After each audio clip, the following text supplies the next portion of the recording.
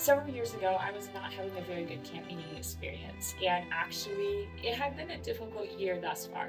So in January of that year, I had started having some strange neurological symptoms. I had started to lose my hearing and my balance, and eventually I was starting to have some facial paralysis. Finally had an MRI, and that MRI had revealed that I had a brain tumor. It was assumed that it was benign.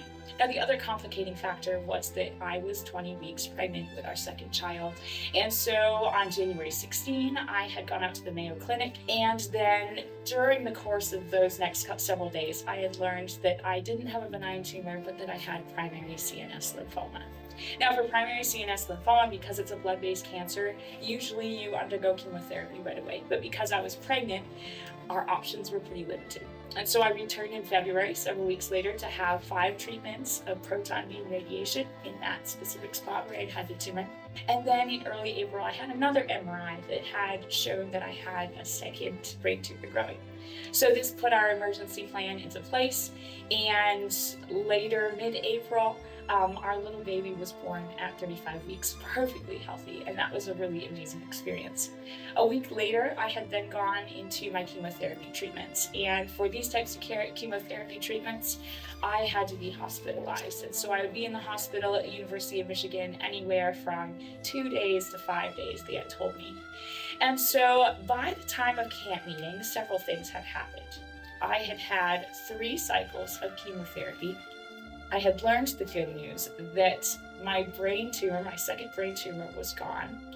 And I had also had some really bad news, and that was that the lymphoma cells were still in my spinal fluid. And this was a huge disappointment because we were hoping that I would be done with this phase of my chemotherapy and able to move on to the next phase, which would have been a stem cell transplant.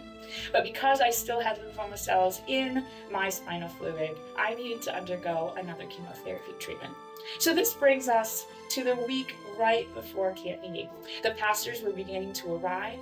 They were setting up campus, getting ready for all the events. And as we're here at home, we're just dreading this experience. We lived on the campus of Great Lakes Adventist Academy, and so camp meeting was coming to us as pastors are arriving, as flags are getting set up, as posts are getting pounded in.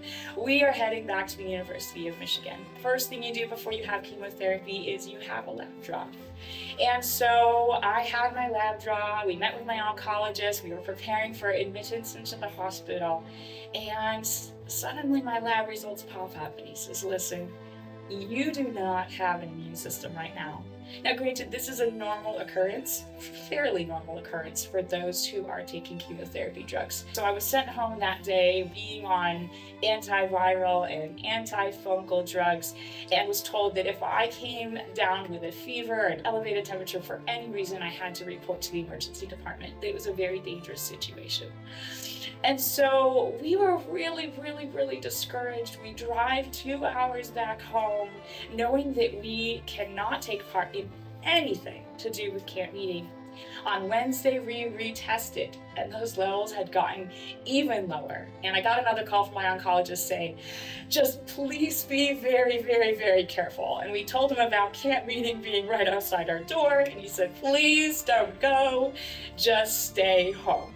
I needed prayer, and I knew that I needed the prayer of my community.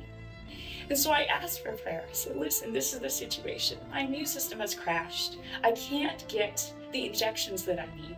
Please pray that God will restore my immune system because I need more chemotherapy treatments. And the type of cancer that I had was so aggressive that we didn't want to take much time off.